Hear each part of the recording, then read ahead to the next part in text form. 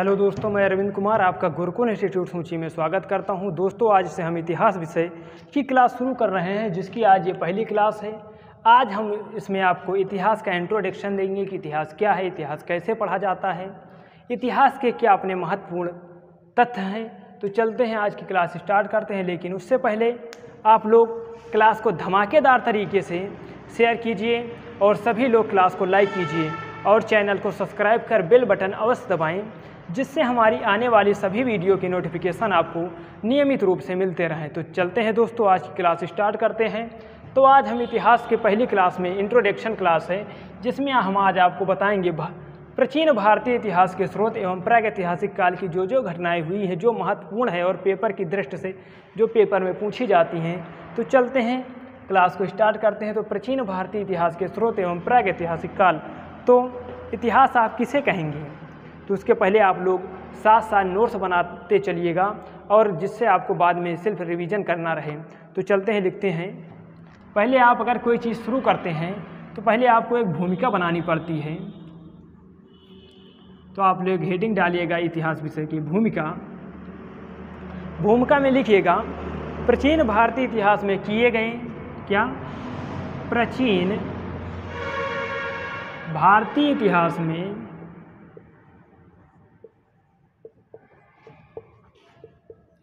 में किए गए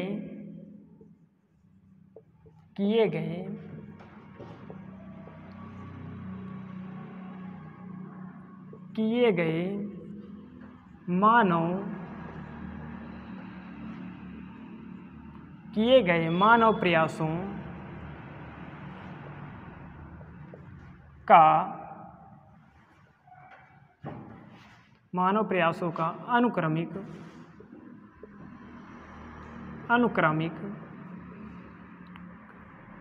कथा है।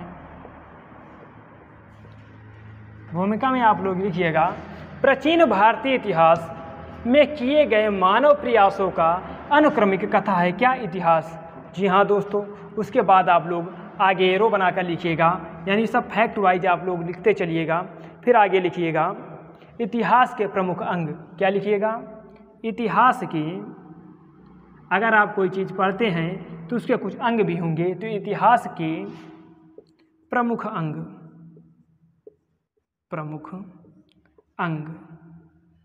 इतिहास के प्रमुख अंग। फिर आगे लिखिएगा अतीत,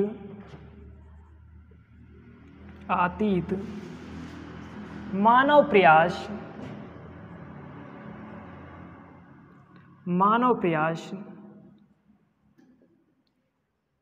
अतीत मानव प्रयास, सभ्य युग,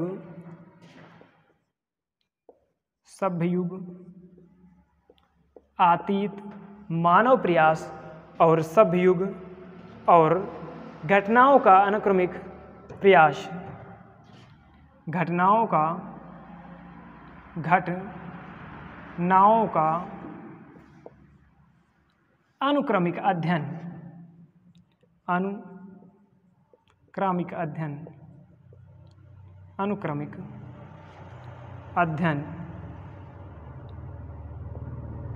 ये सभी इतिहास के अंग हैं। उसके आगे चलते हैं। उसके आगे वर्तमान में जो अभी जीवित हैं, आगे फिर एरो बना कर लिखिएगा वर्तमान में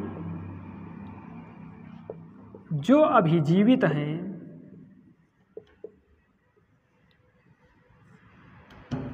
वर्तमान में जो अभी जीवित हैं,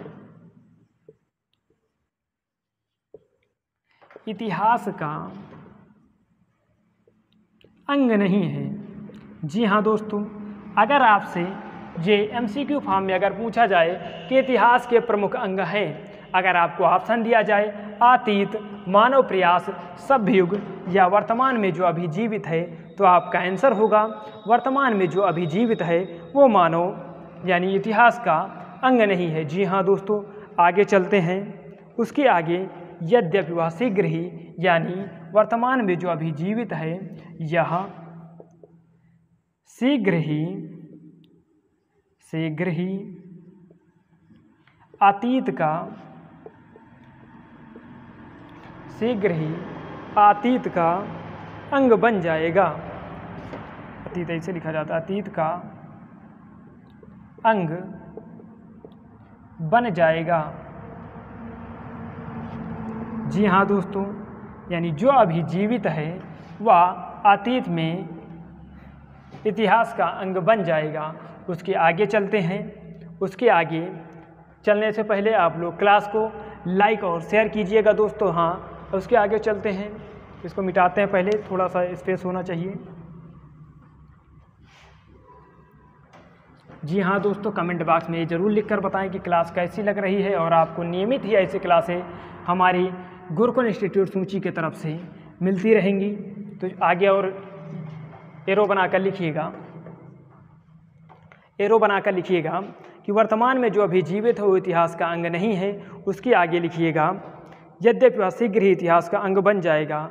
यानी घटना से क्या दोस्तों लिखना है आपको, घटना से जो संपन्न हो चुकी है, घटना ऐसे लिखिएगा, घटना से नहीं, घटना जो संपन्न हो चुकी है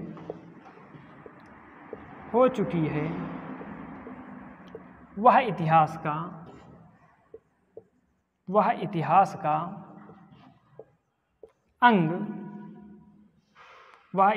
का अंग है। यानी जितनी भी घटनाएं संपन्न हो चुकी हैं वो सभी इतिहास का अंग हैं, चाहे वह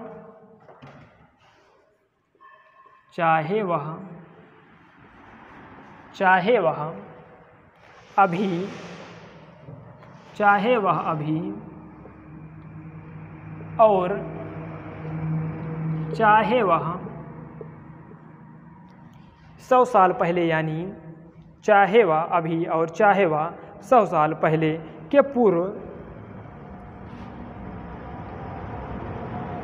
100 वर्ष पहले, चाहे वह अभी और चाहे वह 100 वर्ष पूर्व हुए हो, वो इतिहास का अंग हो जाती है। इतिहास का अंग हो जाती है। उसके आगे लिखिएगा आप लोग। जी हाँ दोस्तों, अपनी नोट साथ साथ बनाते चलिएगा। उसके आगे लिखिएगा इतिहास विगत घटनाओं का चिंतन करता है। आप लोग आगे लिखिएगा इतिहास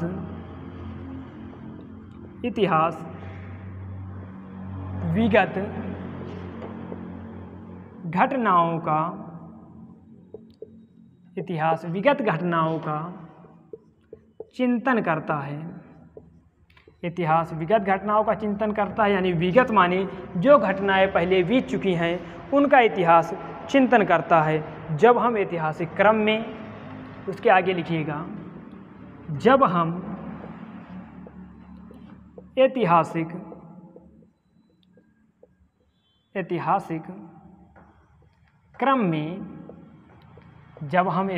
क्रम में, जी हाँ दोस्तों आगे लिखिएगा, जब हम ऐतिहासिक क्रम में घटनाओं का वर्णन करते हैं, जब हम ऐतिहासिक क्रम में घटनाओं का वर्णन करते हैं, आप लोग साथ साथ लिखिए, चलिए चलतेगा। जब हम ऐतिहासिक क्रम में घटनाओं का वर्णन करते हैं तब हम उन्हें काल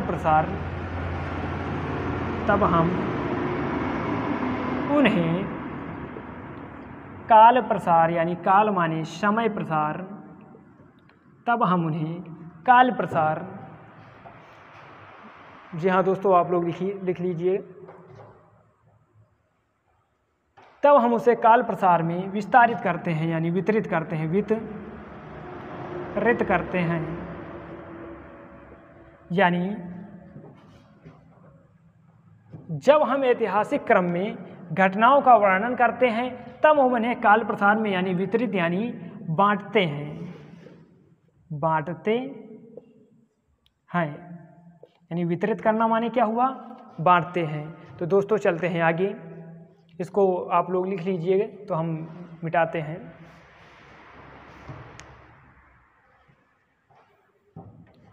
नेक्स्ट लिखिएगा, और जब हम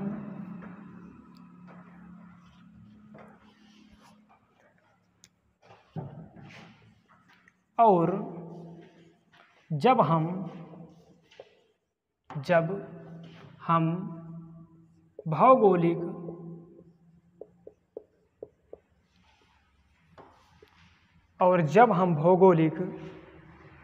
क्रम में इनका उल्लेख करते हैं, क्रम में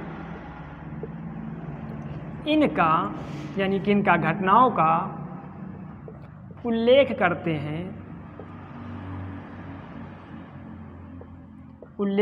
हैं, और जब हम भौगोलिक क्रम में इनका उल्लेख करते हैं तब इन्हें स्थानानुसार, क्या दोस्तों, तब इन्हें स्थानानुसार यानी स्थान के अनुसार विस्तारित यानी वितरित करते हैं, स्थान के अनुसार रखते हैं या वितरित करते हैं, तब हम इन्हें इतिहास यानी स्थान के अनुसार वितरित करते हैं या रखते हैं। उसके आगे चलते हैं, इतिहास और भूगोल दोनों कारण और संबंध। आगे लिखिएगा आप लोग डैश बनाकर, इतिहास और भूगोल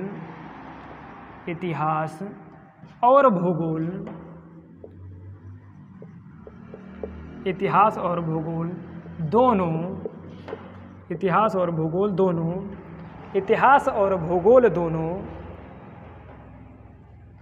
कारण और संबंध। आगे लिखिएगा, इतिहास और भूगोल दोनों कारण और परिणाम के साथ, भूगोल दोनों कारण और परिणाम के साथ, कारण और परिणाम के साथ, इतिहास और भूगोल दोनों कारण और परिणाम के साथ घटनाओं की तिथियों और स्थान की व्याख्या करते हैं, घटनाओं की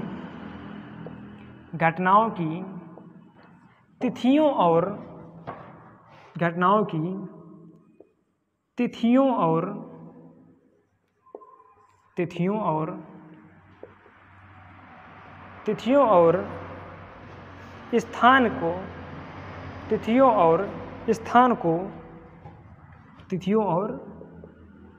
स्थान को व्यवस्था प्रदान करते हैं। जी हाँ दोस्तों, व्यवस्था प्रदान करते हैं। आप लोग साथ साथ नोट्स बनाते चलिए। अपने हाथ से बनाया हुआ नोट्स बहुत ही बेहतर होता है, तो आप लोग नोट्स बनाते चलिए। इससे आगे चलते हैं, यानी व्यवस्था प्रदान करते हैं। आप लोग लिखिएगा,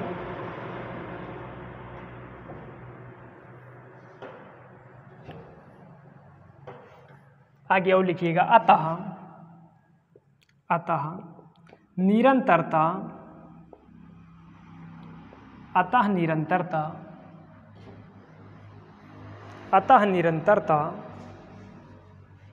और परिवर्तनीयता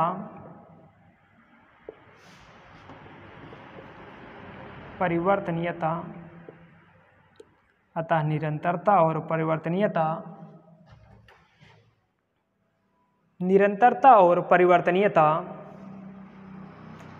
का सामयिक विश्लेषण ही निरंतरता और परिवर्तनीयता का सामयिक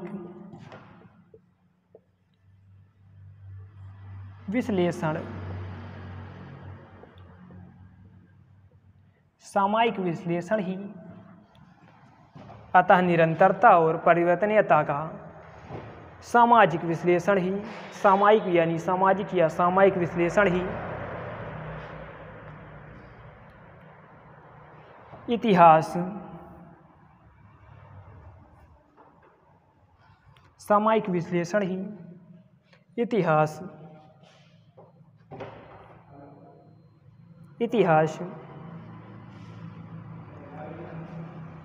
है।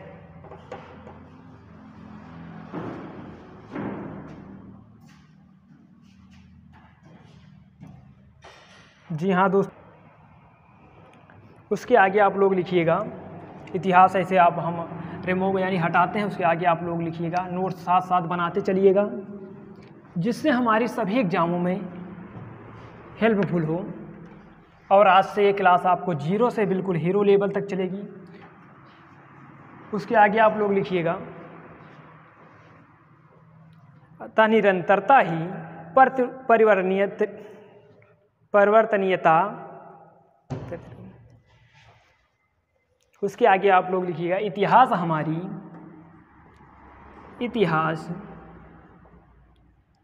हमारी दशा और दिशा, यानी दिशा और दशा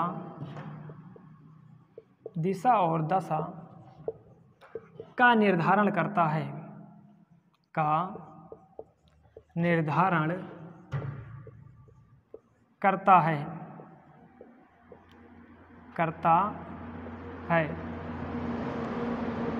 यानी इतिहास हमारी दिशा और दशा का निर्धारण करता है। आगे लिखिए, और भविष्य को सुरक्षित करता है, और भविष्य को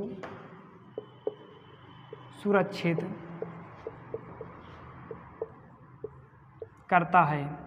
यानी अगर आप इतिहास को अभी अगर आप बना के चलेंगे तो जो हमारे आने वाली पीढ़ी है उसके लिए हम लोग एक तरीके से इतिहास को सुरक्षित करके चलेंगे। और लोग आगे देखिएगा, यानी जो प्राचीन भारतीय इतिहास मानव सभ्यता, आगे लिखिएगा, प्राचीन भारतीय इतिहास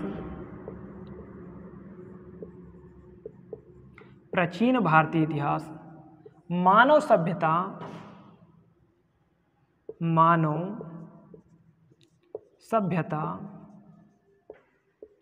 प्राचीन भारतीय इतिहास मानव सभ्यता के उस समय का इतिहास, मानव सभ्यता के उस समय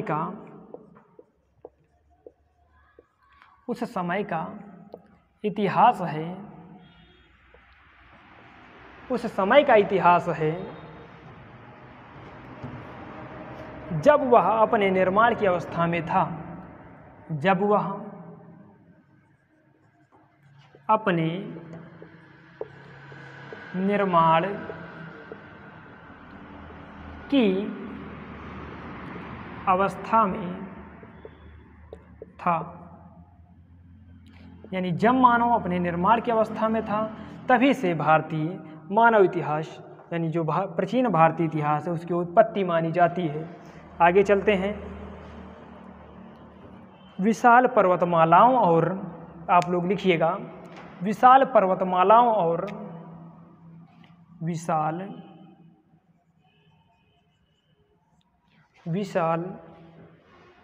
पर्वतमालाओं और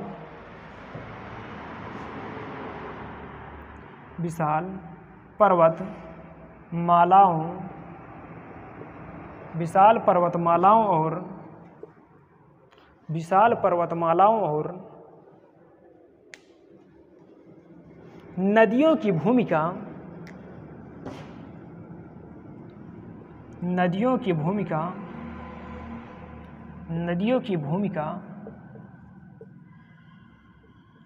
विशाल पर्वतमालाओं और नदियों की भूमिका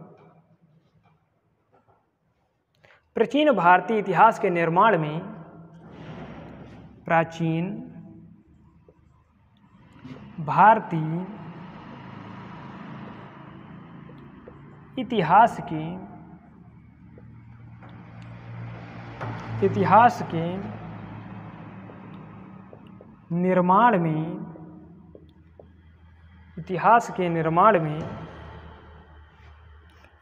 के निर्माण में महत्वपूर्ण रही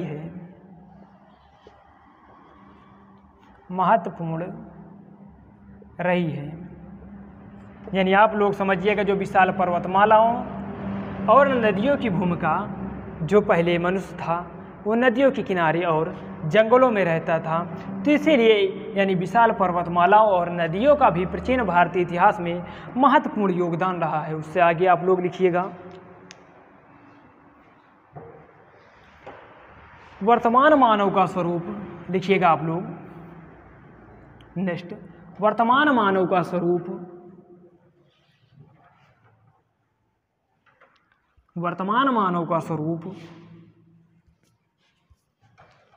वर्तमान मानव का स्वरूप क्रमिक विकास का परिणाम है। आपको जो वर्तमान मानव दिखाई दे रहा है, इनका भी विकास क्रमिक विकास का परिणाम है। उसके आगे लिखिएगा, इतिहासकारों ने डैश करके,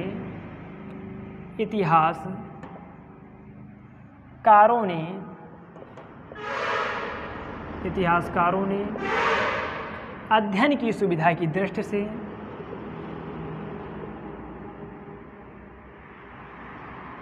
इतिहासकारों ने अध्ययन की सुविधा की दृष्टि से अध्ययन की सुविधा की दृष्टि से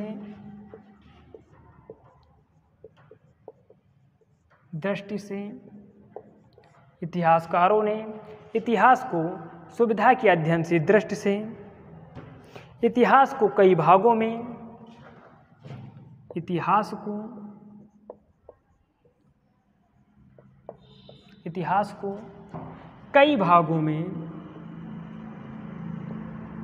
कई भागों में विभाजित किया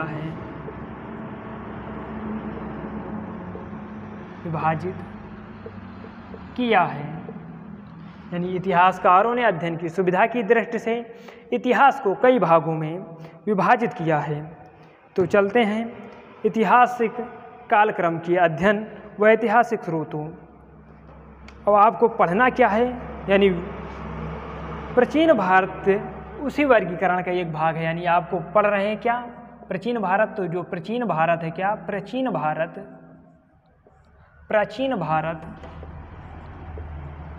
का इतिहास,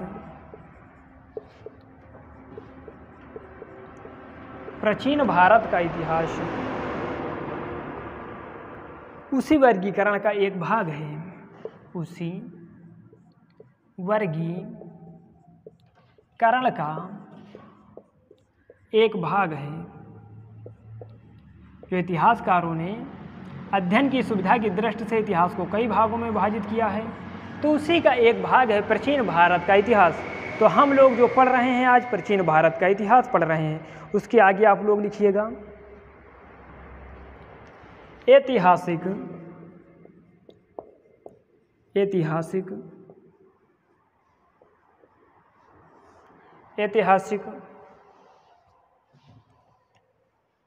लिखिएगा, ऐतिहासिक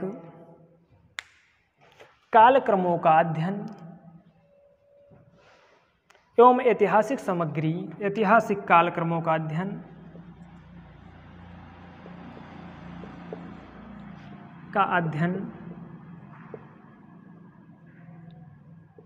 एवं ऐतिहासिक कालक्रमों का अध्ययन एवं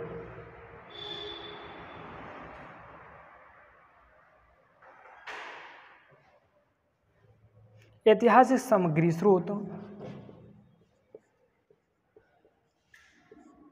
ऐतिहासिक सामग्री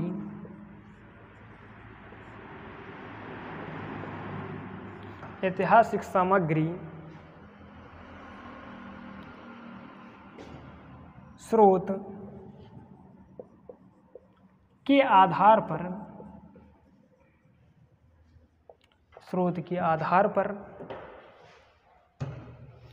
करते हैं। यानी जो ऐतिहासिक कालक्रमों का अध्ययन ऐतिहासिक सामग्री और स्रोत के आधार पर करते हैं, यानी जो इतिहास के कालक्रम यानी जो समय का विभाजन किया गया है वो ऐतिहासिक सामग्री और स्रोतों के आधार पर किया गया है। तो चलते हैं दोस्तों इसके आगे। चूँकि इतिहास उन बातों का वृत्तांत होता है, आगे लिखिएगा, चूँकि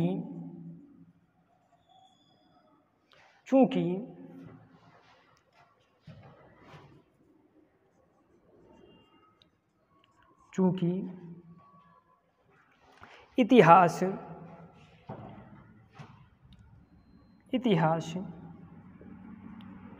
उन बातों का वृत्तांत होता है, उन बातों का वृत्तांत होता है, चूँकि इतिहास उन बातों का वृत्तांत होता है जो भूतकाल में हो चुकी हैं, जो यानी भूतकाल यानी बीते हुए काल, भूतकाल में हो चुकी हैं, हो चुकी हैं। यानी क्या दोस्तों, क्योंकि इतिहास उन्हीं बातों का वृत्तांत है, यानी जो अभी आने वाले समय में होंगी नहीं, जो यानी भूतकाल में यानी बीते हुए समय में हो चुकी हैं। उसके आगे चलते हैं। इसलिए इसलिए इसलिए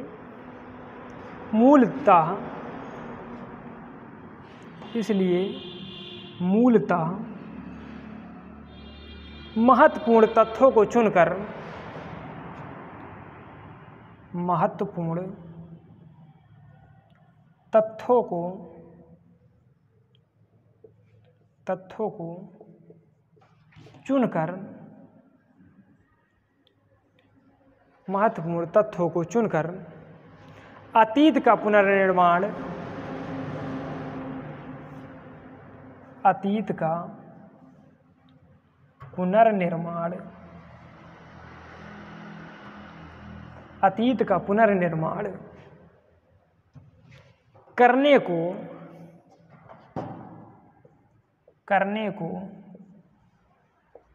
अतीत का पुनर्निर्माण करने को इतिहास कहते हैं, इतिहास कहते हैं। जी हाँ दोस्तों, दिखाई नहीं दे रहा होगा आपको, हम ऊपर लिख देते हैं, इतिहास कहते हैं।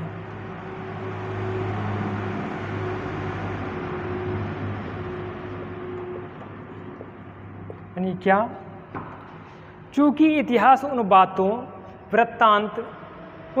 का वृत्तांत है जो भूतकाल में हो चुकी हैं, यानी जो बातें भूतकाल में हो चुकी हैं उन्हीं को इतिहास में पढ़ा जाता है।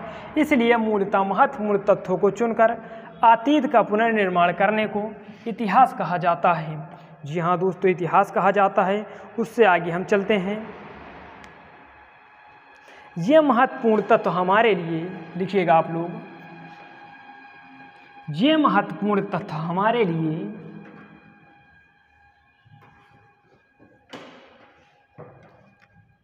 ये महत्वपूर्ण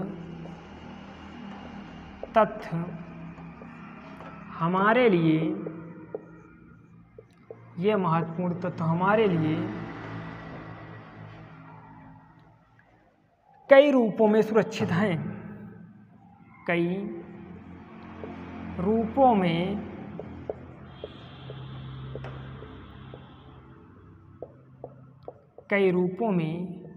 सुरक्षित हैं। ये तत्व हमारे लिए कई रूपों में सुरक्षित है, जिन्हें हम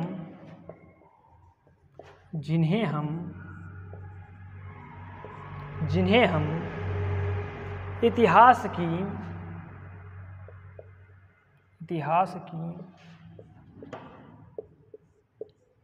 सामग्री या